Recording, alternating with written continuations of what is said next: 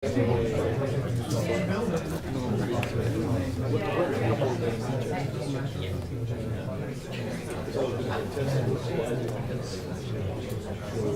hello everyone. Wow, we made it with one seat. Very good. I'd like to say I planned that, but I actually didn't. So thank you all for coming. That's a fantastic turnout. A couple of usual bits and pieces on safety that I need to go through. So for those that haven't found the toilets yet, they're back outside the door and past the reception desk. The gents are the first on the right, and the ladies are the last on the right. Not expecting any fire. I wrote putting a fire alarm in it, reconnected to firearm. I thought we were not expecting firearms either. But fire alarms, not expecting any, but if one does go off, then we're meeting outside on the main sort of concourse outside the building. And the last thing, just from security here, it is a shared building, so alcohol's fine in this little zone, but they're asking if we can walk taking it outside. That would be appreciated. Okay, that's enough of the particulars there. We've got an introduction to Lean Agile, so lots of new faces tonight. It's sort of traditional and customary for a little bit of a show and tell, so anyone that's new and hasn't been to one of these, give me a wee show of hands. It's not bad. We get lots of new starts, which is really nice to see. So thank you and welcome. Thanks for coming along. Bit of history for us. We started 2007. Yes, Duncan. Thank you. And there was literally about maybe a handful, 5 or 6 used to meet at the Guildford. So it's great to see us coming through that whole journey now and ending up with so many. We're a pretty friendly group. We talk about all things lean, agile, and everything in between. I think tonight's talk is a nice bit of everything in between. So an interesting topic, which has been presented at other lean agile groups across the country.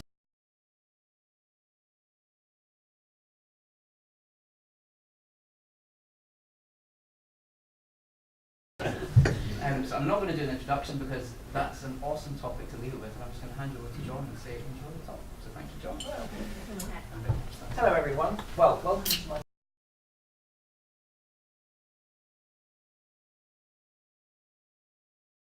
favourite things. I mean, I visit a lot of meetups in the UK, and there's something absolutely that's so valuable to come to meetups like this, and I hope that people find these groups to be as valuable as I have done over the course of my career. So my name's John. I have worked for about 2 decades in the software industry, and I've done a fair amount of different roles in that time, but probably for the last 15 years or so, I've been in positions where I was hiring engineers or building teams or working with other companies and helping them build teams. So I've spent a lot of my time kind of interviewing people and doing technical interviews and that kind of stuff. And I frequently would find myself asking this question, you know, is this person a good fit for my team? You know, is this right? And it's often, as I think it is for many people who have been in these positions, it's a gut feeling. It just feels right or it doesn't feel right. And interestingly, as I started to become more aware of questions around diversity and inclusion and some of those ideas, I started to wonder exactly what that question really meant. You know, what does it actually mean when we say, is this person a good fit?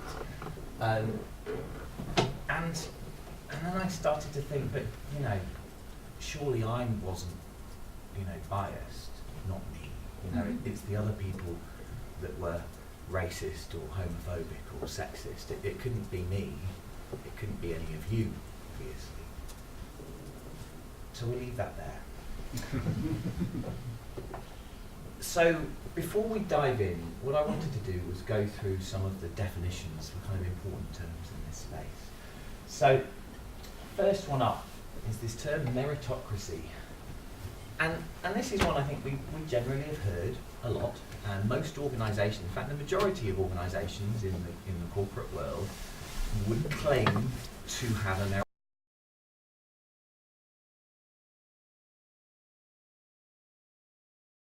their achievement in the organisation. Well, you know, I think that that is a pretty righteous, valuable, good intent. I don't think.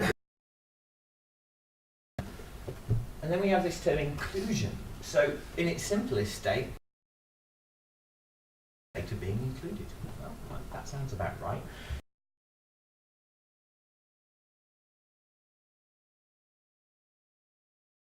is the practice of making sure and ensuring that people feel they belong, which is quite a broad idea, but a lot of people don't feel they belong within their teams and within their organisations. And really, inclusion is a universal human right. You know, we all deserve to be included, regardless of our race, our gender, our disability, or any other attribute that could make us be perceived as, you know, as other. And then we have the term diversity. Well, this is the easiest one to describe because this is actually the outcome. We talk a lot about this word diversity, but really diversity is the goal. It's where we want to get to. Diversity is the presence of difference. If you don't have inclusion, well, actually, you can't get diversity because it's the lack of inclusivity that stops diversity. So we got those little definitions out of the way, and now I want to go to another definition, another interesting word: privileged. So raise your.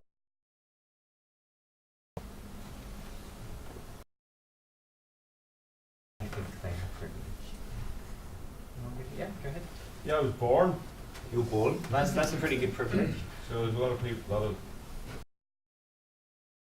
Stark differentiation.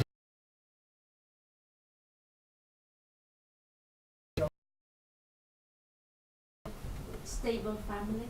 Yeah. I'm a white man. Yeah, that's one to have these days. That's a pretty powerful privilege. Did anyone not put their hand up out of interest? Deliberately? Did anyone? So why do you think you weren't privileged?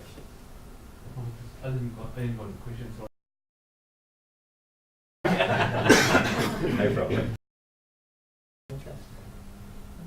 I'm not going to like argue with you. But, I just feel like I had the same opportunity that most. But no. Hey, or did you grow up? I grew up in Italy. You grew up in Italy, and you're a white man. I'll just point that out. So let's go on to the next thing. So, because the interesting thing with all of the points that were made there, a lot of people that discuss it now, these were things that actually no one had any choice over. You actually didn't choose to be born. No one does. You don't choose your parents. You don't choose to be lucky enough to be born in an area that means that you have affluent enough parents or parents that pay attention to you. You don't choose the race of your parents. You don't choose which area that you live in. You don't choose whether or not you grew up in the slums of Mumbai or in Mayfair, London. You know, you don't have those choices. Privilege is not a choice. You don't choose to be privileged. You can certainly imagine privilege, and you can have a false sense of privilege in the way you behave. But actual privilege is something that you just have or you don't. It's just a thing that you have. And in fact, the vast majority of people will have varying degrees of privilege in different areas. A white man is going to have significant privileges in today's society, and we'll discuss some of those things. But actually, a white woman that comes from a middle-class background in an affluent area with affluent parents will also have significant privileges compared to an African-American woman living in Detroit, for example. And these are kind of just facts of society. It's really indisputable whether you have or don't. So one of the things is an interesting study that was done to demonstrate this was a thing called a study done in Chicago and Boston. And what they did was they had a bunch of writers basically gather up a whole bunch of job ads. And they looked through the newspapers and they found lots of job ads for different roles. And they literally wrote a bunch of CVs. They crafted fictional CVs to apply for all of these jobs. And there was hundreds of jobs. And what they found was that all they did once they crafted these CVs was change the names. They changed the names from something sounding white male to something sounding typically, in this case, African American. But this same study has been repeated for differences between gender, differences between different kind of binary differentiations.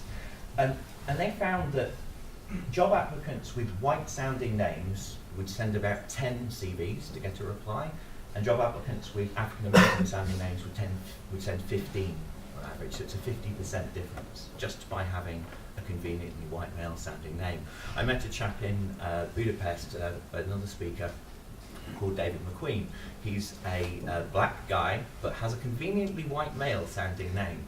And he jokes a lot about how that has made a massive, kind of like feeling that we know someone when we have something in common. And this happens at the subconscious level. So someone comes in, rather you're going through the CVs, and you see, oh look, this person went to the same uni as me.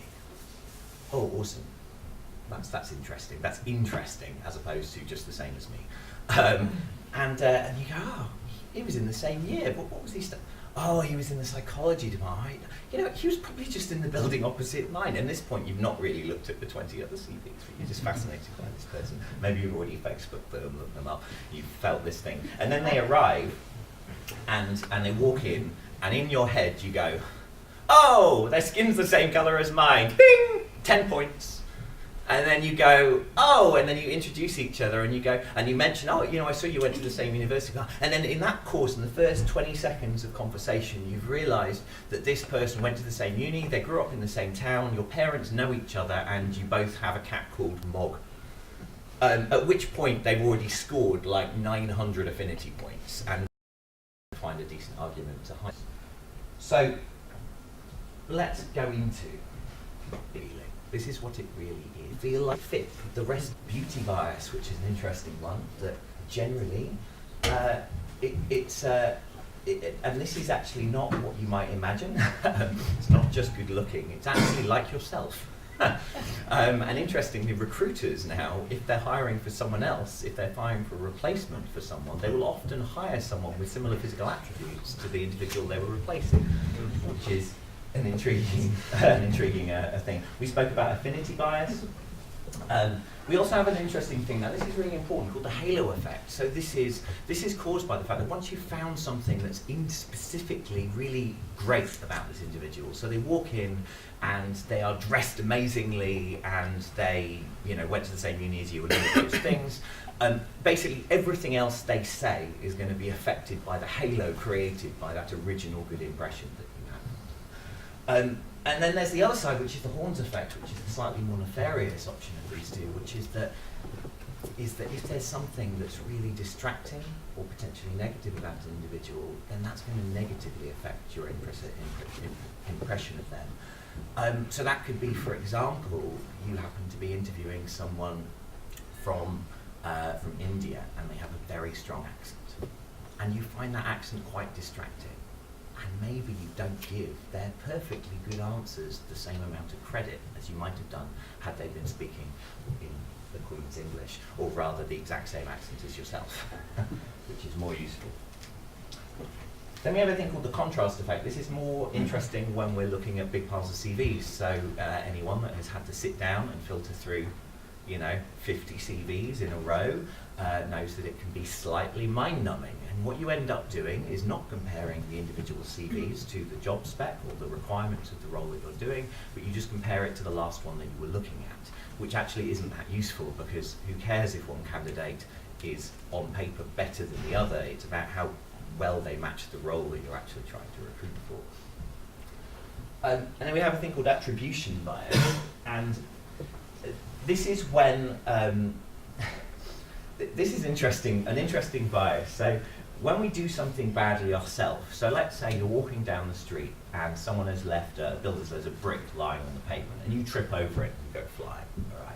Your initial response is, oh, you left that? What idiot left this bloody brick in the pavement? Oh, for goodness sakes, I nearly killed myself. And that's fine. You blame whoever left the brick in the pavement. If you're watching and someone else, you're sat in a cafe outside and you watch someone on the opposite side of the street and they walk along and they trip over the brick, what an idiot, he wasn't even looking where he was going, he's going to trip, right? Oh, there he goes.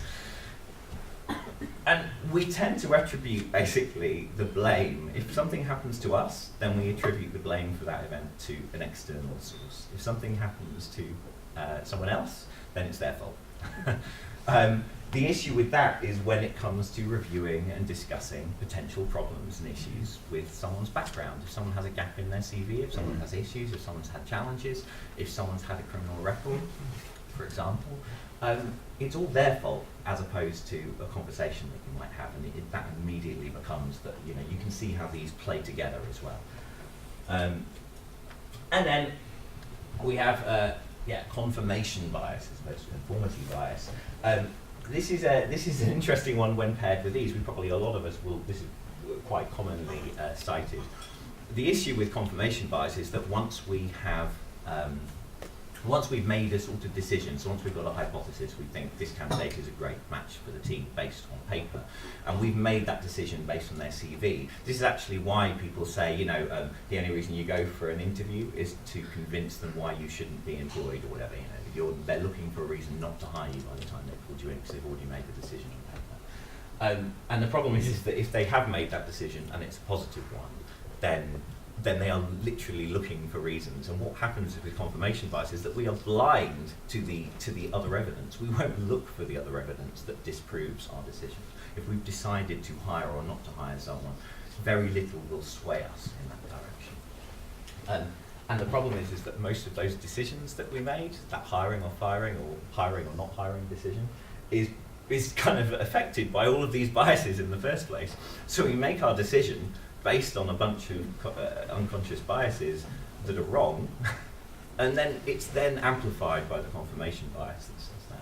There's also another one which is called choice affinity bias, which is interesting, which is where you make a decision, like I decide to buy a new phone, okay, and afterwards I realise that maybe my phone wasn't that good. Like I start to see reviews of my phone telling me that huge amount of money I just spent on a phone was actually a terrible idea, and I will still feel really good about my decision, regardless of the fact that everyone else is telling me my phone was a bit shit. And that's because you feel really good about decisions just because you've made the decision, regardless of whether the decision was correct or not. So we will go into and discuss some of these confirmation biases and kind of how we tackle them a little later. But I want to look at why diversity is something that we should address in the organisation. I know this is a challenge, but what is the business case for diversity? There's a lot of challenges. It seems like we're almost hardwired to not create diverse teams. So why go through the effort? So why diversity? So I think that we're in the 21st century now. I don't think we need to make an argument for the moral imperative to create a diverse and inclusive environment. So I think that's an argument that's there. It's absolutely a human right. It's true. No one should be arguing with those things. There clearly are people in the world that argue that, but that is not the argument that I want to try and take, because I don't like arguing with lunatics. So it gets tiresome. So in 2015, McKinsey published a report called Diversity Matters. In fact, they've done follow-up reports to this, and they regularly they do a lot of studies into kind of the effect on generally large publicly listed organisations and their kind of the effect that having a diverse or not having a diverse workforce has on their performance as organisations. So they created this report called Diversity Matters. This was in 2015. They spoke to and worked with hundreds of public listed companies across the UK, US, Canada and Latin America. And what they found was that companies in the top quartile for ethnic, racial or gender diversity were more likely to have financial returns above their national industry median. Okay, so people in the top quartile were more likely to perform better in their industry. Now this is obviously a correlation, not a direct cause, but interestingly the inverse is true, which is that companies in the fourth quartile for ethnic, racial and gender diversity were also more likely to have financial returns below the national industry median. So let's look at why they think this is true. So they covered a number of areas. So the first one and the most important one is this thing they call the war for talent. So we have a talent shortage, we know this, everyone is telling us that there simply aren't the skills available out there. There aren't the people. We're all trying to hire the people, especially in this wonderful field we call knowledge work that we all work in software. There just aren't enough smart people in the world, apparently. And interestingly, there is this large pool of skilled people. And interestingly, when we look at the actual kind of breakdown, you know, that there is an incredibly large amount of diversity in this pool. You know, in the US, half of all infants aged under 1 in 2010, this is, were members of a racial or minority group. Okay, so that's 50% of all, as this generation grows up, that will account for the US being 50% of that population of that generation is going to be ethnic minorities, if you can really call them minorities by the time they account for half the population. I don't know, but that's what it works out to at the moment. And in the UK, the percentage of workers of European ancestry in general has reduced by 10% since 2005. In the UK and the US, women make up almost half the workforce these days. Obviously, that wasn't the case going back a while ago, but these days it is. It's a 50-50 split. This isn't that surprising in the current world. And a really interesting stat is that on average, LGBTQ recruits tend to be more highly skilled and more likely to have advanced degrees. But there's a problem. Well, we tend to discount people.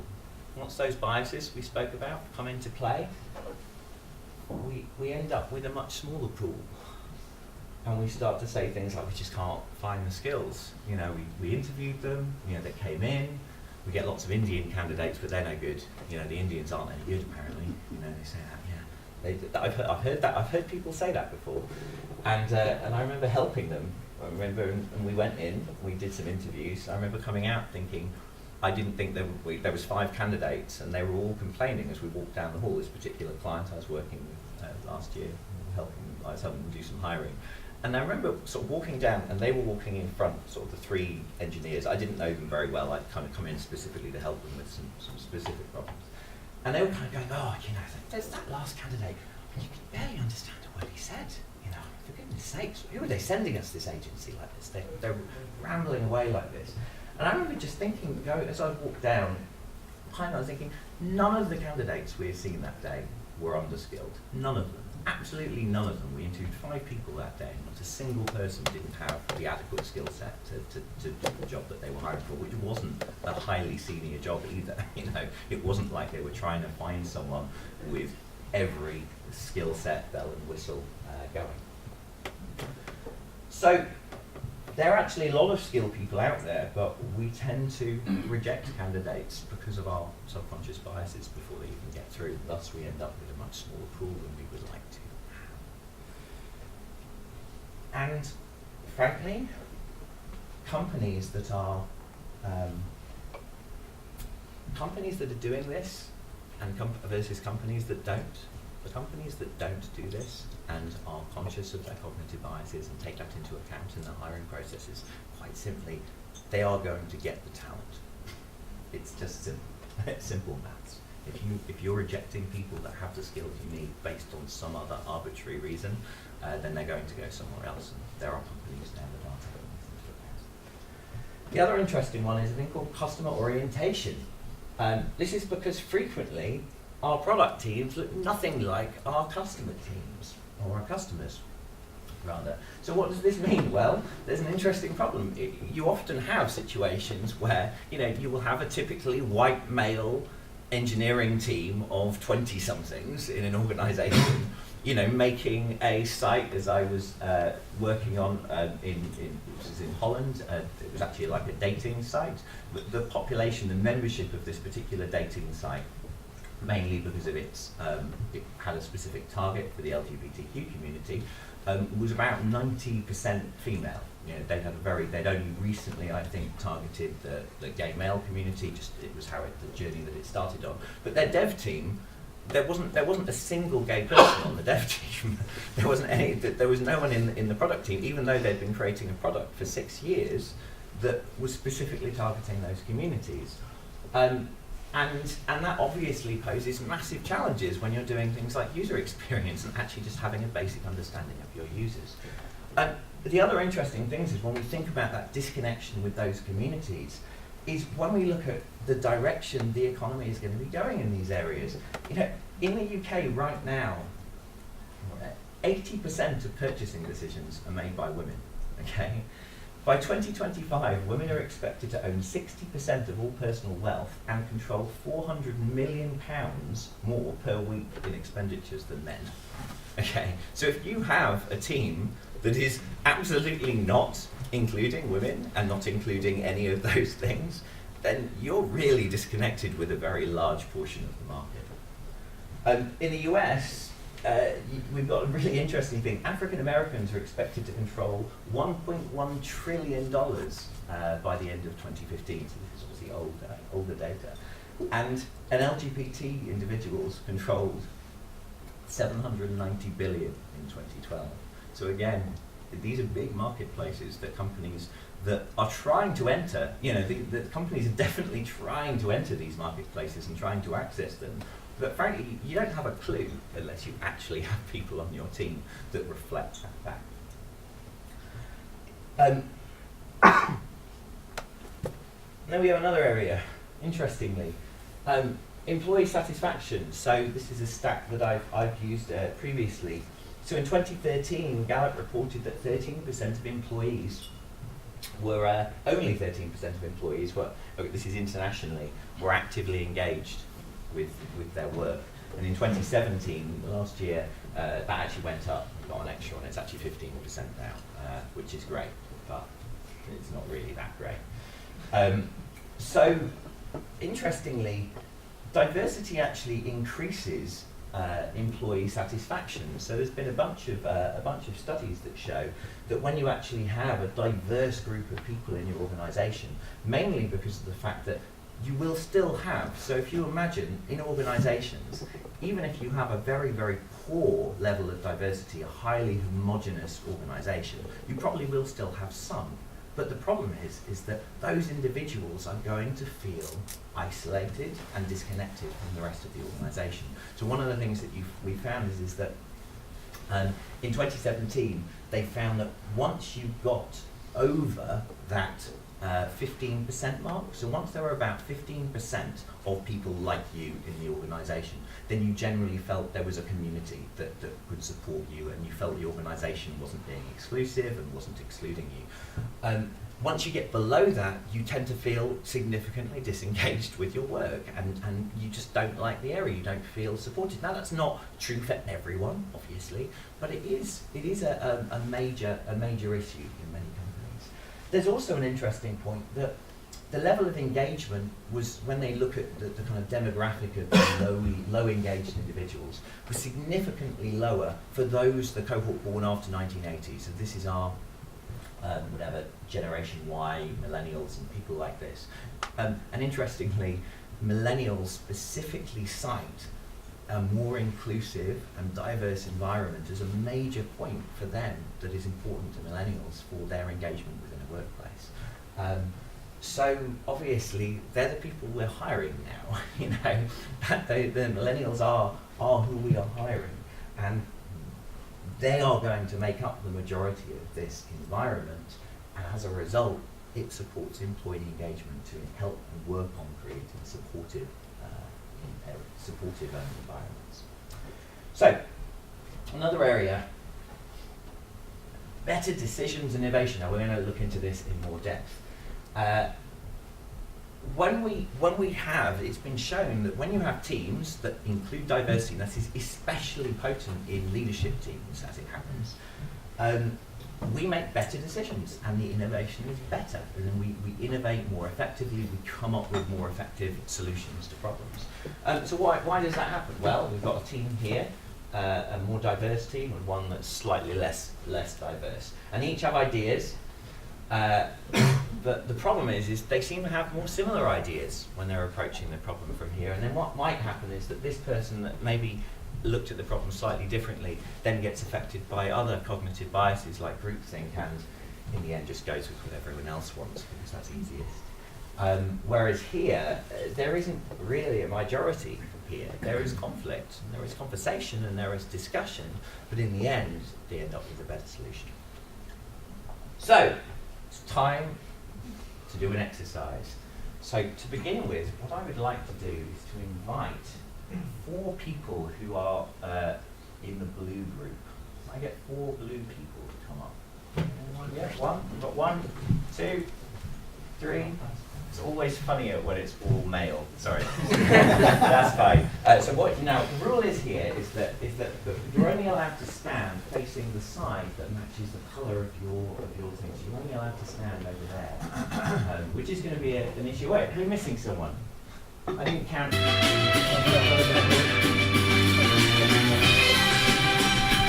never seen someone actually genuinely heartfelt and try and reinforce. You do? Yeah.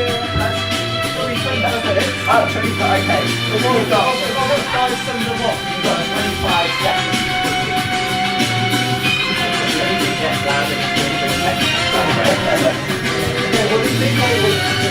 yeah, it's pretty loud.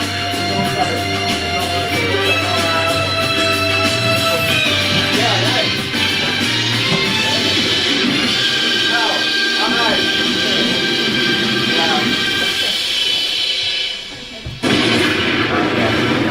Not only did you fail to overstate, but you were also blown up in a horrific violent explosion, which is unfortunate. Okay, so I'm sorry guys, could you please sit back down again? Thank you for trying. So what I would like to do now is to kill myself. Is to introduce, is to bring up another group of people. This time I'd like one of each colour, and also just because I like to divide this by gender. So if I could have 2 ladies, maybe a green and a yellow person who's a lady, and 2 people who are blokes, so pink and or red and blue, if that's all right. If you haven't already been up. Thank you. Green. Green. You're green, all right, there we go. Red, and we need, you've got red, so we need a blue. So you need to stand in front of this one, you need to stand in front of the pink one, you need to stand in front of here, and we need a blue bloke. Blue bloke, there hasn't already been. Anyone? Are we really that short on blues? You haven't been, you haven't been. You can, yeah. Interestingly, I will point out, we'll discuss it later, that interestingly, all of us right now, having just discussed and explored cognitive biases, would be less biased in an interview. If you were happy to literally go and do an interview right now, you'd be less biased. So you will need to stand right in front of each bit. So you need to stand over here, and you cannot leave the end of the table. So we will start the timer again. You have 2 minutes to work out. I suggest you stand still and talk to each other, as opposed to manhandling the table. So, in a second, any minute. So, and go.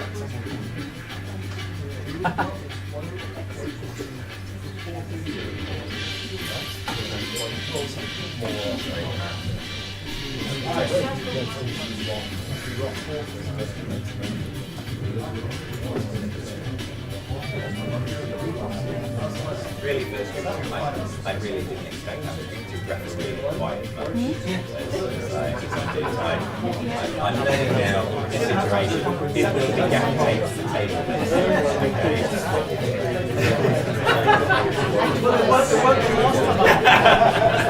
But you had 25 minutes. Yes, this is significantly no variations. Yeah. Exponentially yes.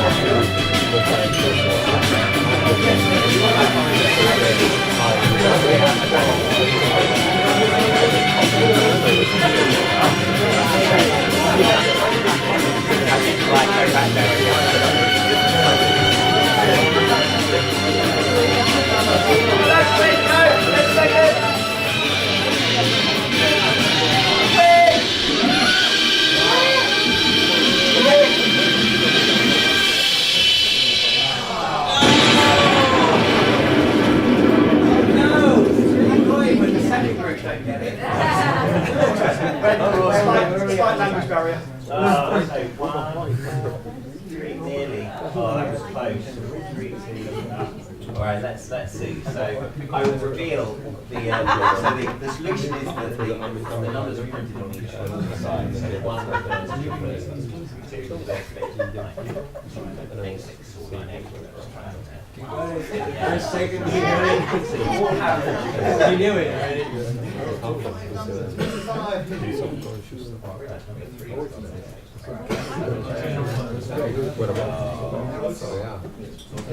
Where did you get those? How close are you on this side? So 1 is 2. You've got 2, 7, 9, 2. It's on there. They're in a Oh, I'm very sad. Yeah. I'm very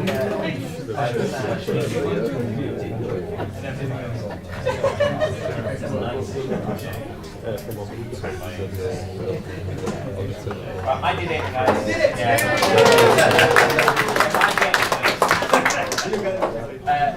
Can I chuck some chocolate at you anyway?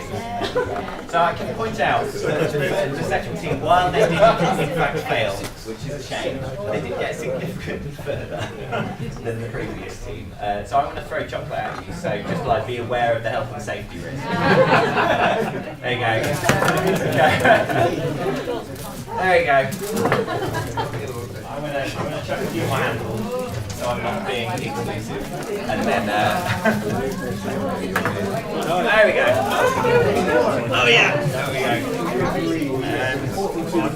Over there. Definitely chocolates aren't too hard. Oh, but they can take an eye out. They are there, and afterwards you can grade it, because I'm not taking them back.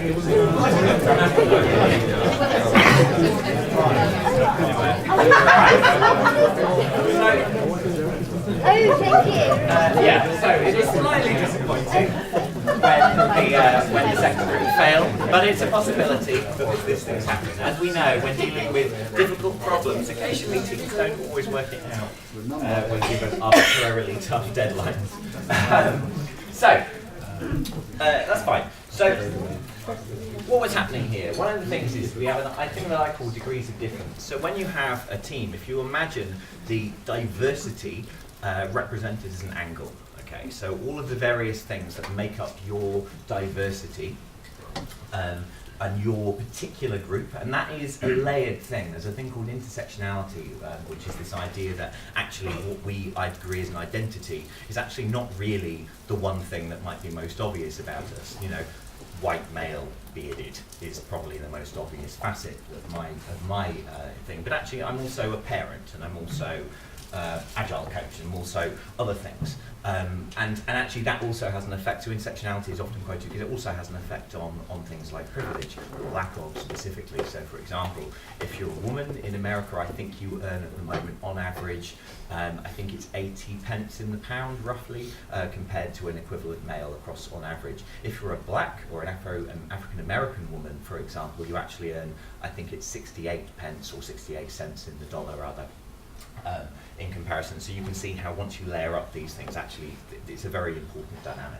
So if you imagine all of these different things and each of our identities represented here, then what you begin with when you have a team, if the middle here is the problem we're trying to solve, the thing we're trying to get to grips with, the thing we want to look at and imagine. If you imagine a problem being a tangible object that you could see or could only see some of, some of it's obscured from us, we have questions. Then if you were all forced, because of your backgrounds, to perceive that problem and to view it from the same perspective, from the same background, from the same idea, then that severely limits your abilities to problem solve and see it. If, on the other hand, you're able to view that problem from multiple angles, then you're in a much better place to address and to come up with different ideas. If you imagine the slide around decision making, you've got the team that come up with 4 or 5 different ideas, and you've got the team that come up with 2 and 1 majority. So one of the most common challenges that people often present is they say that's all very well, it's great. I can get, they kind of get the idea that if you come up with a bunch of different ideas, then surely that's going to be, that's a good way to come up with a more effective eventual solution. But everyone's going to basically be fighting. You've got 5 people all that have 5 completely different ideas, or largely, lots of different ideas in a group. How do you deal with that? Well, to me, that's kind of the art of good facilitation. A good facilitator, and I certainly, I don't know how many people here, and unfortunately it's less common than it should be, I think, in the Agile coaching and Scrum Master communities. But I went and studied facilitation with the ICA, and when you go and look at facilitation as a separate practice to what we're doing, the ICA, for example, they work at facilitation in Israel and Palestine and other places where there are clearly people with very strongly opposing views, far more so than which testing framework is the best solution for our project, although some teams, but enough. So you find that I think that what you end up with is being able to effectively facilitate and allowing everyone to have a voice, to get the opinion out, and then allowing those conversations to be had around the different ideas is really the art of that facilitator. Now, that facilitator doesn't have to be the Scrum Master, it doesn't have to be, I don't like those sorts of differentiations, but having that facilitation, which could well be someone within the team that's a talented facilitator, and also the team, depending on the team's maturity and how well and comfortable they are and how much psychological safety you have, which was the subject of my other talk, and those things are going to affect how well that collaboration works. But I really don't see conflict as a problem. Conflict is a positive thing. That difference of opinion is exactly what you need. In fact, there was a study done, I think it was a Harvard study done a number of years ago, looking at creativity and diversity, and they basically say in a diverse team, creative output from a diverse team is harder. It's a harder journey. It's harder to get there, but the outcomes are almost always better. So how do we tackle these unconscious biases that we mentioned before, we discussed before? Because the problem with them is that unconscious biases, they're completely natural. These are things that evolved, literally they evolved back in the caveman days. Most of these things are, we call it the kind of lizard brain activities. They are things that are absolutely kind of core to the way we interact with other human beings and the way we assess them. And largely, they've been very good for us. We're all here, and that's actually because our cognitive biases have done good stuff for us in our evolving selves. So how do we deal with something that is, by definition, unconscious? One of the interesting things is that I found, and the most interesting research is something I mentioned briefly before, is that being aware of them actually limits their effect. So one of the important things is, and what I've done with the Ford where I'm working at the moment, we were recruiting for the team, and I literally printed off a bunch of flashcards that I laminated of the kind of key cognitive biases that affect. Now, if you search cognitive bias, go to Wikipedia, there's like 100 of them. But I tell you, if you spend too long on that page, you will completely lose faith in our ability to do anything ever properly, and you'll completely doubt yourself forever. So I don't necessarily recommend it. But what I do is I print out these, about 20 or so, more than I cover here, that are kind of relevant to that space. And I just tell people, just literally read through the flashcards just before you go into the interview, just before you start piling through the CVs. Read through them. And that's actually really, really important because you stop it. There was a study done a little while ago looking at subconscious bias and kind of our inherent xenophobia, and they took a bunch of participants that were literally were looking for the people that were kind of the biggest anti-ist anything. Like, no, I'm totally not homophobic, I'm totally not racist, that's disgusting, all of that stuff. But literally, outwardly, they would claim to be the most liberal, accepting, non-biased people ever. But what they did was, it was a really simple study, is they watched them sitting down on a bus. And these people were 60% still more likely to sit down next to someone the same skin colour as them than not. And that's not because they were consciously doing it. In fact, they didn't know at that point that the study was being done. As is the deceitful nature of social science studies. So the first thing is to increase your awareness of them. Do some reading. There's more information than I've covered here on these things, and just be aware of it, but actually refresh that just before you do these activities. Were you able to Sorry? measure the success of using your flashcards? Not in our case, because it's just too small a sample. We were recruiting 3 engineers in one team. One of them was a lady, which was good, and she was Indian.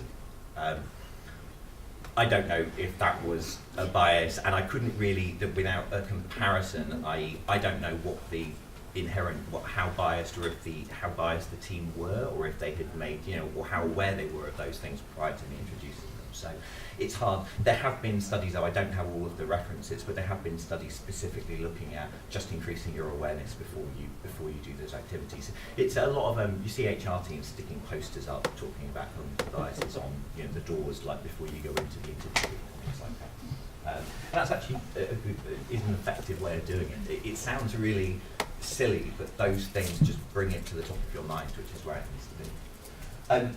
The other interesting thing is the people that, interestingly, executives that demonstrated, or the people, again, like this study I mentioned just a second ago, executives that claimed to not have any biases, people that say, oh, I don't have any biases. Interestingly, there's a bias called blind spot bias, which is your unawareness of your own biases, and you're more likely to accuse other people of having biases, which I didn't mention today, but it's interesting in that context. But people that claim not to have any biases in studies tend to demonstrate more cognitive biases when they're in that. So it's, again, the importance is that awareness. The other thing is just don't rush decisions. Don't go with your gut. And that sounds silly, and it's not necessarily, your gut's not necessarily wrong, okay? That's important. It's not necessarily the wrong decision. Just thinking that you like someone isn't necessarily a bad thing. It's not like bad, just, I'm going to have to reject you automatically because I liked you. You came across really well, I liked you, you were great, but John told me I can't hire anyone that I like, so I'm going with this person because I really hated them the whole way through the interview. That's probably not an effective thing either. But it is important to justify your decisions. So really think about it. Don't go and come out of the interview, yeah, they're in, we've got them, they're great. Actually think about it and have a conversation with someone else about it. So note down your thinking processes, think why you like this person, why is it that you think they might be a good fit, and then have a conversation with someone in the team. Also, have other people in the interview with you. Don't interview people one-on-one. Have someone else in there. Sorry, go on. You may be about to come to that, Yeah. but that's one of the things we're looking at work, is making sure you have a diverse interview panel. Yeah, absolutely. The other side is bringing other people in, and also I don't like it so I've seen some companies that kind of go a bit overboard, and you end up with like 6 people interviewing one person, and purely on a human thing. That's just terrifying. It doesn't matter how diverse the team is, but it's like one of those awful movies when you have like a panel of people and you're just sat there, like 5 meters away from them all, and they start asking questions, and it's hard to. That's going to actually bias on a neurodiversity front. That's going to bias individuals that simply just don't like that setting at all, and you'll have people that will just melt into a pool. But having someone else, having 2 people in a room is not imbalance, not massively so, and having that person being diverse from your perspective, i.e. if I'm going in as a white male, I might bring a woman in with me to interview, for example, a female team member in with me. And that would balance that out, and it means again, it's just addressing the problem of the question of should we hire this person from multiple perspectives.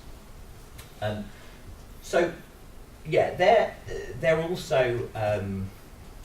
It's also important to look at some of the things I mentioned, which are more procedural, but it's things like, do actually look at blocking out CVs, as in you go through and you literally block out irrelevant information from CVs. People argue about this because I would say you block out things like the university names of the places they attended, anything that would possibly place them in the country or the world, their names, anything that might identify their gender at all, and just go through blocking out, and you end up with CVs that look pretty crazy. Now, it's still possible, even with pretty massively blotted out CVs, to place people, and there's a lot of interesting work that kind of shows. But in my opinion, I think that it's better to do it than not. Yeah, sure, if someone absolutely decides, well, I'm going to work out what gender this person is, I don't want women here, or whatever, then they're probably going to work it out. You know, they'll work something out. But that's to be honest, a whole separate challenge. If you've got people that are kind of deliberately, consciously trying to activate their subconscious biases, it's probably an issue. So there are a few things you can do. There's obviously more. One of the things that's interesting is we've spoken a lot about that kind of hiring process. But actually, once you've hired the person and they're there, there's an issue, which is that people often don't stay. So we mentioned before, if you're in an organisation that's very diverse, then people that are part of those minority groups feel included. You know, if they have a representation of their of something, a group essentially they can identify to within the organisation, then they will feel more included and supported in that environment. But unfortunately, inclusion is an issue if they're the first woman. Now you have this problem, which is that, for example, you have a team of people, in fact, 37 Signals, they're now called something else, but they used to be 37 Signals. They looked around their company, their office, and they said, crap, we're all men at one point. And they realised, yeah, look at us, we're all men. That's a big problem. Especially since more than 75% of their user base were women, because it was because of the biases and the other things. It's a project management tool that they were most known for, and there were significantly more women in project management than men. So this was an interesting problem, and then they have to then face this issue, which is that the first woman that they hire is going to be kind of by default an only woman. And they weren't a big company. It wasn't like they could suddenly say, well, the next 200 people we hire, well, they only had, like, I think, 50 employees. You know, they weren't hiring hundreds of people. They were hiring literally a handful of people a year. So that's a big problem. So there is this issue. So how can we build cultures? So while I was researching this session, I spent a day at ThoughtWorks' new office.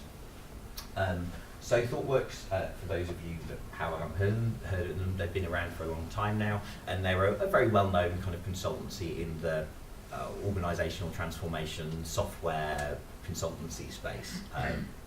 And they've done some good stuff. Now, interestingly, the international average for women in technical roles is only 17% in organisations. So most organisations have somewhere between 17 and 20% of women in their technical roles. As of 2017, ThoughtWorks have 38% women in their technical roles. Interestingly, and we're not going to dive into their pipelines too much, but they actually have 52% women in their hiring pipeline as well, which was a whole separate area of conversation. What I wanted to look at is this is something they're working on, but what are the things that they have done to create an inclusive environment specifically? Now their focus is specifically gender inclusivity. There is a massive problem. We have a huge problem in this country and internationally with generally people of African and African American descent, Caribbean descent in the tech industry. I mean, I'm looking around the room and almost completely unrepresented, I think. And it's almost non-existent. But they recognise that actually. It was one of the questions I had, but it's not an area they focused on. So one of the things that they've been doing, what are the policies they've had? So, for example, they always look to support flexible hours. They think that it's absolutely crazy that organisations are literally losing people because it doesn't really matter what gender, in fact, but people are asking, oh, I need to do 4 days a week because I've now got a child that I need to pick up. And they say, sorry, we can't possibly only have you 4 days a week. And people are losing employees that they might have had for 5, 10 years, and they're saying, sorry, no, we can't possibly support that. Our HR computer systems can't handle it or something. And they lose these incredibly valuable employees often on a kind of really silly technicality. A lot of the time. Often companies tend to attribute working from home as some sort of benefit, so it's something they then see that it's something you have to earn, and it's sort of like, well, you haven't earned that. In fact, you've just been off for 6 months having a baby, you know. So why would we possibly give you that benefit? And that's not really, I mean, it's a pretty crazy attitude when you look at it, to be honest, but that's an important part of what they're doing. Not specifically gender diversity, but this is specifically all of the corridors in the new office can fit 2 wheelchairs, just over 2 wheelchairs wide, which is a really interesting point, because can you imagine how included you would feel if every time you went down, if you were wheelchair bound, and every time you went down a wheelchair and someone was coming towards you with another wheelchair or a trolley or something, and you ended up having to reverse back into a lay-by? I don't think that would feel particularly brilliant in those circumstances. They've got 2 main event spaces there, and they all have hearing loops and are completely accessible as well. And interestingly, and I'll ask what you think, they only have unisex toilets. So why do you think unisex toilets are important to an inclusive environment? That's of interest. Avoid all the in-betweeny gender. Yeah, absolutely. Yeah. So if you're non-binary or transitioning, there's a problem there. Which toilet, which toilet to use? If I used to be a woman and I'm transitioning to male, do I go into male or female? I don't know. What's going to be comfortable for other people? You don't want to have those conversations. And frankly, I think that it solves another completely unrelated problem, which is that surely no men really like using urinals. I mean, is that really? I don't think anyone really likes that. That's an area of weird, peculiar awkwardness that we insist on installing these things, when really a unisex toilet with cubicles just solves so many other problems. Also, they've got baby changing facilities on site. This is really important because, you know what? Human beings have children. It happens occasionally, and it's kind of important to support the human beings that work for you. And another thing they have is a quiet room for contemplation. So they have a quiet space that people can go to whether that be just getting away. This goes on neurodiversity, so if you suffer from autism and you just need to be able to get away and deal with kind of overstimulation, you can go and do that. Or if you happen to pray, or if you need to meditate, you can also have that space. And that is such an easy thing to deal with and such an easy thing to bring in. So this is the heart of it. For me, all of this comes back to this basic idea that we're all human beings, really. When we want to build an inclusive environment, really what that is, it's about viewing human beings as individuals, because trying to classify them, which is a really crazy thing we do when we're talking about diversity, is we frequently go, well, you're part of the woman group, and you're the LGBTQ group, and you are obviously black, and you are Indian, and oh yeah, look, we've got diversity, but the thing is all of those are humans. And wait a sec, oh no, what? Oh my God, my system's breaking down. The black person is also a parent, and they're also a woman. Oh God, oh no, don't tell me they're gay as well. All of the things are intersecting and I can't cope with it. But it's far easier just to see people as individuals. And then you go, oh, that's fine, they're just an individual that has a list of needs that I can deal with and I can address. Now that can be really hard because our systems aren't really we don't cope with individuals very well in any part of our system, whether it be the school system or whether it be other areas. But that's a really, really core part of this, is that we need to see humans as human beings. Human beings are there. They're the only people we can employ. There are no other animals that work for us right now. AIs haven't quite got there yet. So we have to deal with and support complex, messy human beings that are just going to screw up and make mistakes and have kids and do stupid stuff and be ill and break occasionally and need to go home and maybe get burnt out and need to take a week off and go somewhere hot occasionally. That is a real pain in the arse for managing projects. It's a real pain in the arse. In fact, human beings are on any project, and any of us that have ever worked on kind of project risk assessment exercises, we often never actually look at the biggest, by far the largest risk to delivery on any project you will ever work on, which is the human beings working on the team. They are the biggest, most likely thing to go wrong or to have problems on any project delivery you work on. We do all of the other technical stuff, and that may well happen, may well not happen, but actually that risk is far lower than just, oh wait, have we accounted for how many sick days we might lose over this project? Sometimes people do, some companies do. You possibly haven't accounted for the fact that the gay person on your team that hasn't been open about being gay has just decided to adopt a child and has just told you now, and now they need 3 weeks of paternity leave. And he didn't tell you because of a fear of being persecuted or punished for that. For that particular. So we need to see human beings as humans, and we have to support them. And by creating an environment that supports those needs, we actually address two important things. We create naturally and automatically create an inclusive environment, but also we also create an environment that's lower risk, because naturally it allows for those biggest risks in our projects to be floated up to the surface. It's okay for a woman who's thinking about having a baby to tell you early and not tell you at the last possible minute for fear of being punished as a result of, oh wait, is she going to come back? Is she not going to come back? Is that going to happen? You know, maybe those women are going to wait until the last possible minute. By the way, I'm pregnant, I can't strap it down anymore. And, and I'm going to be away in a month. That's it. And that's actually a real project risk, because that person could be a key team member that you didn't realise you were going to lose because they didn't want to say anything because they thought they'd be punished. So, we have to be open about this. So to finish, diversity is the fuel that powers our new creative economy, and inclusion is what enables it. Organisations that are focused on the human beings they employ and supporting their needs will be the organisations that can compete, and frankly, the organisations that survive. It's really up to all of you if you really want to start the process of building these truly meritocratic organisations. It's really up to individuals. It's up to you if you want to challenge and address the bullshit that happens in many organisations and start to raise awareness of this. And if you're thinking, and maybe some people are, this can seem like a lot of hassle. Dealing with individual needs, we've got, I don't know, how many employees does Amazon have? Thousands? A few thousand? At least 10,000 possibly, actually. Maybe 50? 100? The whole food share. Yeah, quite a lot. Exactly. So how the hell do we deal with 100,000 different needs? That's challenging.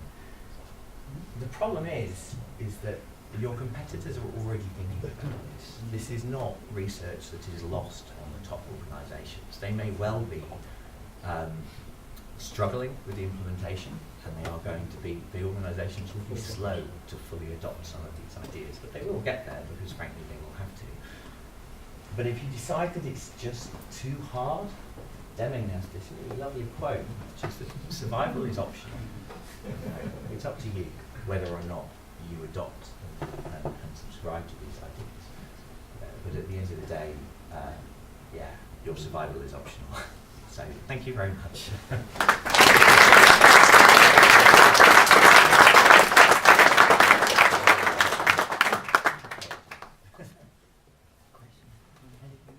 We can do questions, or we're going to do a lean coffee, so I'm happy to... Yeah, we'll do a quick, let's do questions Should we do first. questions and then dive in? Sure, go ahead. One of the things I perceive about gender in technology is that women, I find, don't actually find technology that interesting. And what we need to do in technology is we have to make it more interesting. I actually think that women do find technology interesting, and some of the best engineers I've worked with have been women over my career anyway. I think that the issue is often the way that biases are introduced. There was a brilliant video that I think was actually an advert for something like 3M, or I don't know. It was like a really random video that I didn't. It was, when you're watching something, like I don't understand. Like I like the video, but I have no idea how this is supporting, like your brand message. But they basically showed like a little girl, a little toddler playing with I don't know, like a Power Ranger doll or some sort of superhero thing, and at that moment just a big hand comes in and just hands her a Barbie or hands her a doll, just walks off. There isn't any communication. And a little bit later they show a little girl, now a bit older, so now she's 7 or 8, and she's in the workshop with her dad, and she's watching Daddy drill something, and he is about to help her. And then Mummy calls in and says, "Oh, come on, darling, that's dangerous. Leave your dad alone. Come and help me with something else." And it's an off-the-hand comment, and then it goes on, and then a little bit later, this the same girl, another girl, possibly not the same girl, is now in her bedroom, and she's just constructed an amazing planetarium all over her ceiling. And someone walks in and goes, "What the hell have you done to your ceiling?" And I think that there's a lot of societal biases here. I mean, I actually think that gender biases against masculinity and definitions of masculinity probably do more to damage the relationships. And when we talk about things like, the Me Too movement and those things and some of those issues, the sorts of expectations on the behaviours of men, powerful and all of the things that are actually attributed to the behaviours that we would like to not be associated with, are things that I think lead people to those things. So we have to really have a look at those kind of societal stereotypes which are the issue. In ThoughtWorks' case, they've done a huge amount to engage with local education in all of the cities they are based in. So they literally, right from kind of secondary school up to the universities, so in the universities they work with them on their on their curriculum material to make sure that the curriculum is up to date, and they advise them on it. They also go in and do visiting lectures and have other programs. They work in certain universities. At the school level, they go in and just do things like, hey, this is what an engineer looks like. This is what an engineer does. This is why it's a cool job to have. And I think all of those sorts of things are really, I agree there is an issue with, a perceived issue with disinterest in STEM subjects generally from girls, but I don't think it's certainly not the girls' fault. It's not about I don't think you need to change the subject. It's more about how you address, it's a bigger systemic problem than that, I think, which is why all of the women hissed in the last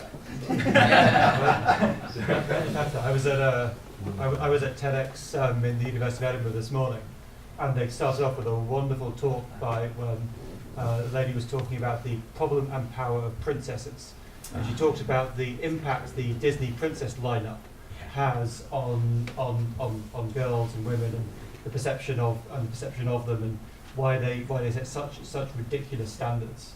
And it was really interesting to imagine. It was videoed, so I'm sure we all. My kids started as a new childminders today actually, and when I went to visit them over the weekend, I was greeted by their 5-year-old girl running at me dressed as Spider-Man. I was like, awesome. So what you're saying is Disney's evil. Yeah. It's So pretty gone. fun. And can I just ask if you've ever had to approach a situation where you're interviewing on the behalf of somebody senior to yourself, and you can adopt these approaches, but at the end of the day, it's not you making the decision. And what I want to ask is, how do I affect that? What can I do now to affect somebody that may be particularly biased, but I don't really have any influence over them? Have a light conversation with them about cognitive biases that you learnt about in this talk just before introducing the candidate that you think is a really good candidate, but they might not choose as a result of their biases. Possibly is a good way. But subtle ways just to bring things to the top of their mind. Make flashcards and just leave them on their desk and then run out. That might work too. It's quite hard though. Does that bias even start before the interview process though? Oh yeah, absolutely. It starts the way with you the structure CV process. the job application, or even before Yeah. that, the impression that people have of the organisation. Yeah. Well, like I mentioned, I don't know if you, at the beginning I spoke about a study done in Boston where they were looking at CVs, so that white male-sounding names have a 50% higher chance of receiving a callback than black, in this case, African-American sounding names. But there's similar, almost equivalent studies done for women and other biases. So if you have a white male, the privilege that you have as a white male is a 50% higher chance of a callback simply on the basis of your name before your CV is even. I wasn't necessarily talking about the CV, but actually the role profile that would be advertised. Oh yeah, so that's it's a good point. So there are really interesting studies done around these studies. So I think it was so women generally are 75% more or less likely to apply for a job if they don't feel they meet all of the criteria listed than men. So if you have, as recruitment agents typically do, a typical kind of washing list of, kind of shopping list of every technology your team has ever thought about, as is sometimes the case, then you are naturally creating a job ad that is going to be excluding a lot of women from applying in those circumstances, because men are more likely to just chance it for whatever reason. It doesn't even matter why, it's just one of those facts, and it's kind of like, really it just gets down to just writing good ads. I find the crazy thing with that is that I've never hired someone, like explicitly prefer to hire teams when it comes to diversity. Diversity of technical background is also really, really useful. Hire good engineers. Who cares whether or not they know Java or Ruby or whatever the way too early decision that your team has probably made on the tech stack that you're going to be using it doesn't matter. Like I've had really, really good teams where we're working with Java at the moment, and I've done very little Java, or, well, not for a long time anyway. Our main engineer is a Python expert and has done almost no Java at all. We've just hired someone that came from a web development PHP background of all things, but he happened to have a lot of web services experience, which was more useful to us in that particular circumstance. But again, most of the team, I mean, there's only going to be, I think, 6 engineers on this team, and half of us don't have any experience with the main platform that we're going to be developing on right now. I think 2 of the engineers we've had. So, and I found, skills can be learned, but you can't like change your background. You can't create diversity without changing the team. Sorry, go ahead. Can I ask, Sorry, you should have. I'll go for you afterwards. Keep going. I promise. when you're talking about making people aware of cognitive bias before interview, can that flip round the other way as well? Then presumably that if the interviewing panel may feel obliged to, well, this white middle class guy was pretty good, but maybe we should wait for a quota to you shouldn't end up. I don't like quotas. That's not really useful. Although at the same time, and this is a question that I was going to raise in the lean coffee afterwards, is a thing that I've been kind of struggling with, I guess, is while I don't like positive discrimination purely from the fact that you end up just with token black person, token woman, token gay person. Like, you just end up with this kind of, oh crap, we don't have any of this person yet, let's fill it in, which isn't a very useful thing and actually affects the long-term sustainability of that. You will end up with people just leaving because it's like when you hired one gay person and then you thought, tick, done, and then that was it. You didn't actually address any of the issues. I think the problem, there is an interesting conversation to be had when you're looking specifically at team structure and team setup, is if you're hiring a team or you have an existing team that happens to be very white male, just because that's how it is now, not that you were involved in the hiring process for that, you joined the team and it's very white male. Is there a solid argument? Because the science would say there is a pretty good argument for being somewhat discriminatory in your hiring practices and saying, it would be beneficial for us to find a woman, for example, with the skills that we're looking for our next hire for this team. I don't know. I think ethically that's really dubious, and there's so many challenges there. But the science would tell you that would be a good idea. Science-wise, that would be a good idea. So I don't know. I think that kind of leans into positive discrimination. You definitely shouldn't be applying to quotas, but whether or not you're making that decision based on, we've just made 2 male hires, maybe we should specifically look at that. I've actually seen conference programs done with some element of positive discrimination, specifically often in keynote lineups. So if you've got a 4-day conference, you might have 4 keynote speakers. And I've seen many conferences say, well, we will choose 2 male and 2 female keynote speakers deliberately.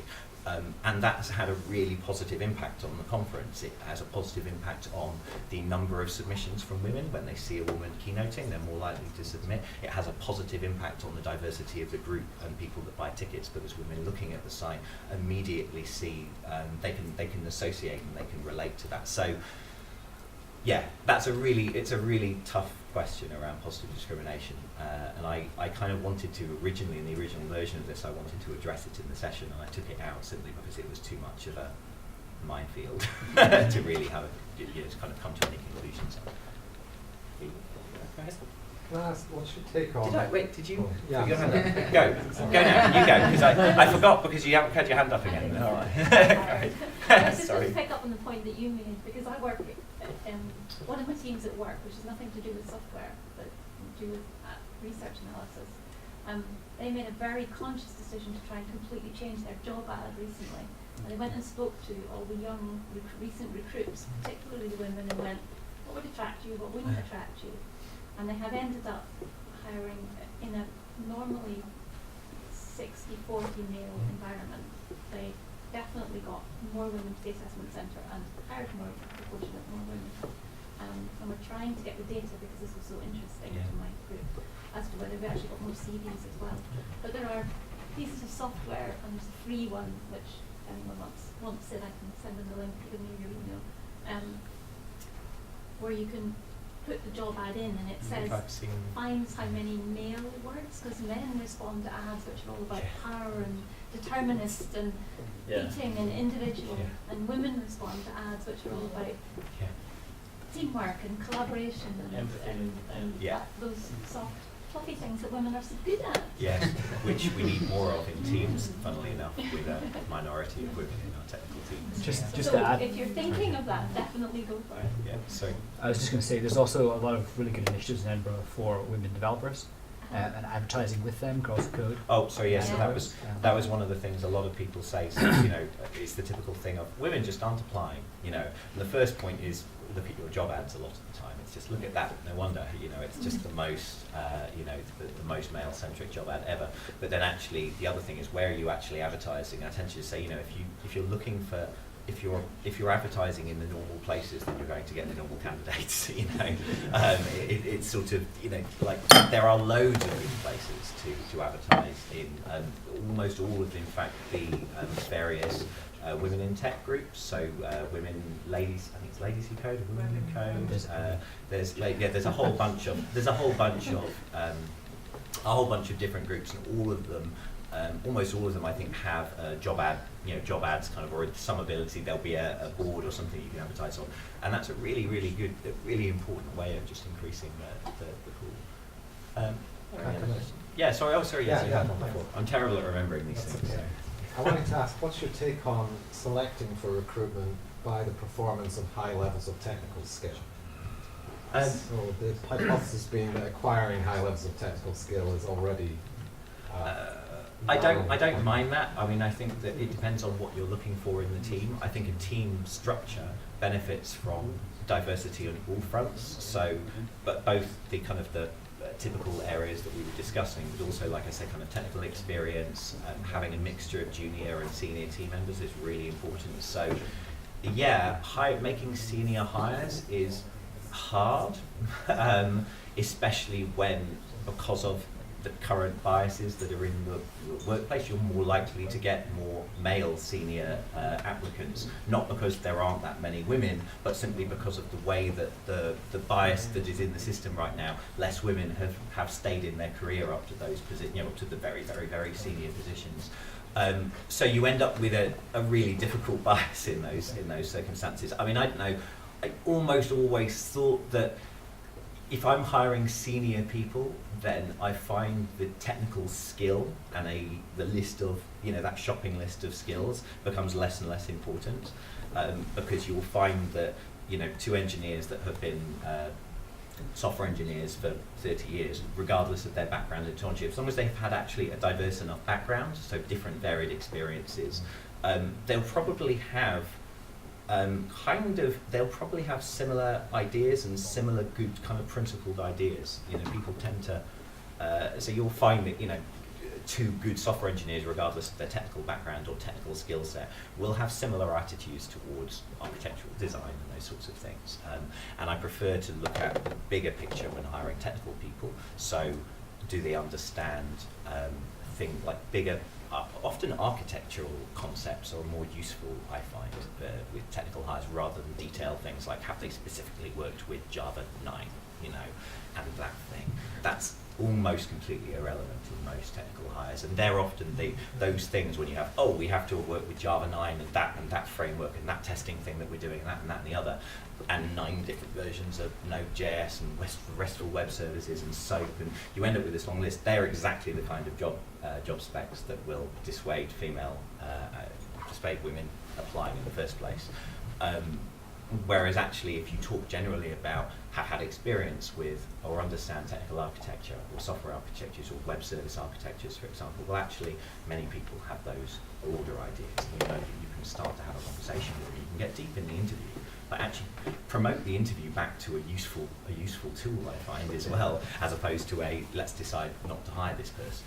We've done a keyword search and it showed they have all the skills. We already want them. The computer says yes. Let's just decide that we still like them.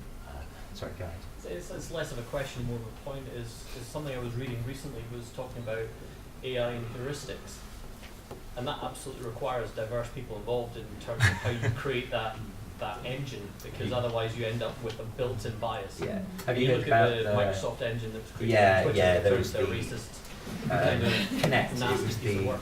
facial recognition. It's an open source facial recognition library that specifically, I don't know whether it's been patched yet, but it specifically doesn't recognise dark-skinned faces very well at all. Because of its initial beta learning set, it was trained largely on. It's not that the engineers that created it were some kind of white supremacists. They weren't at all. They were completely oblivious to it, which is why awareness is the most important thing here. But it's one of the, algorithmic bias, which is a really fascinating area, is interesting because we actually use AI, there's a whole host of people in the recruitment industry that are saying it's fine, you can just use AI. You know, we can study your existing hires, your existing culture, your current culture. It already seems like it's obvious where this is going, and we can make hiring decisions based on a neural network, just on their CV and on a set of fixed interview questions and other things. And unbelievably, that tends to produce results where they hire people similar to what they already have. I wonder why. I sat with an organisation that sounds like Big Glue. Yeah. That were talking about what singing driven engine that was for recruitment. That is a really, the whole area of algorithmic bias is interesting, especially because it's seen as a solution to, you have people that see how screwed up we all are when they look at cognitive biases and they go, oh, the solution is to take humans out of the equation, all hiring decisions can be made by computers that have duplicated our biases, unfortunately, because those things happen. It's mainly because of the training data a lot of the time. If you train, I think the facial recognition library, I think when they looked into it, I think their training data was something like 80%, male and female white faces. So unbelievably, based on the fact that it had very little actual training data for black faces generally, no wonder it struggled with darker skinned faces. And also there are other challenges with dark skin. Specifically, you have to address the lower contrast and other things. So there's kind of technical challenges just addressing darker skinned facial recognition that they weren't addressing at all because they didn't have a large enough set to even identify that there might be problems in the area. And obviously the team was all white, so when they were sat there, it was a blatant works on my face, which was a sort of extension of works on my machine. But yeah, so are there any more before we, because otherwise we're never going to get to any of the coffees before we get We just wrap it up and we can Yeah. get it to there. So some closing comments, just a quick thank you to Product Forge, you've been very quiet in the background, live streaming this out there. Quick plug for these guys, they're doing an event on 22nd of March on generation, and I just looked up the website, it's quite interesting. I'm going to read a very quick paragraph on it. So the number of people renting in Scotland has doubled over the past 10 years, and new digital platforms are needed to improve the quality of service and dispute resolution. So investors, policymakers need tools to support this data decision making. So they're running an event on the 22nd where they'd like to join you, where they're doing technical entrepreneurial minds will collaborate with the sector to develop new ideas that improve the renting experience. Sounds pretty good. So I'm not sure, it says Edinburgh, I don't know what Edinburgh means, that's kind of white, but check out the website if you want to know exactly where. Okay, on us from Lean Agile, the next event from us is on the 20th of March at Royal London. It's the new Royal London building over at Haymarket Gardens. So for people like me that used to work at Tesco there, that's now there. So yeah, look forward to seeing you there. We're always looking for more speakers and topics for John. So if you're keen and willing and looking for a venue, then please get in touch. We keep a backlog of all the talks that we've got going on. So find myself, Laz, Rich and Stephen are here. Damn my slackers. But yeah, get in touch with us and we'd love to have you there. Two more things. We're going to do a lean coffee next if people are willing and would like to. I'm aware it's at 8:30 now, so don't feel obliged. But if you have any more questions for John and for the rest of the group, there's a couple of us here that would be more than happy to facilitate it with some questions you'd like to get through if you're not even familiar with the format. It's quite a good fun way of doing it. There's a few breakout rooms around the back. I'll maybe come back to it later and just get a general show of hands and see if you would be interested. What's the last one? Yeah. please eat that, otherwise I have to take it to a desk, and that's not good. So please get rid of that before you go. And lastly, big thanks to John for coming up from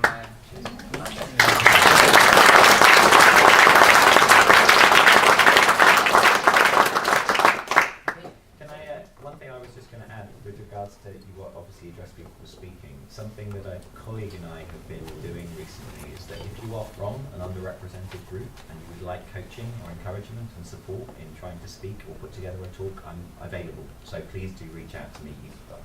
Twitter is the easiest thing. Speak to me on Twitter. I'm more than happy to help people kind of bounce an idea off or get some ideas and trying to encourage more people from those groups. Sorry, I'm exclusively not helping any white men.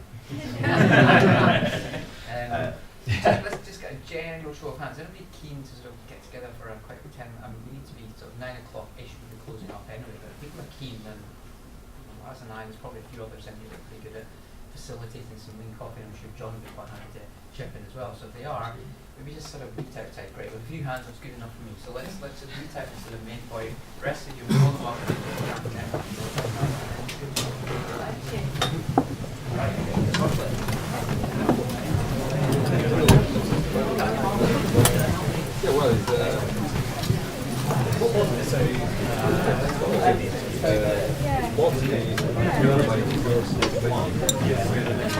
Yes, I'll see you there. It's